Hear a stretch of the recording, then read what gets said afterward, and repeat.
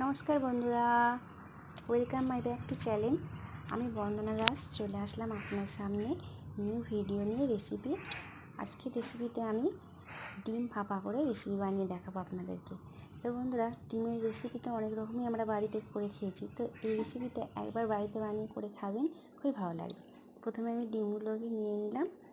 ডিমগুলোকে ভালো করে ভেঙে এগুলোকে ভালো করে ফাটিয়ে নেব। ফাটিয়ে নেওয়ার পর একটা কড়াইয়ের মধ্যে সামান্য একটু জল দিয়ে আর ডিমটা বসিয়ে দেবো, দিয়ে ঢাকনা দিয়ে ভালো করে চাপা দিয়ে রাখবো। দেখুন ডিমটা কত সুন্দর ফুলে থেকে ভেপে উঠেছে। সেগুলোকে পিস করে কেটে নিয়ে তেলের মধ্যে ভালো করে ভেজে নেব।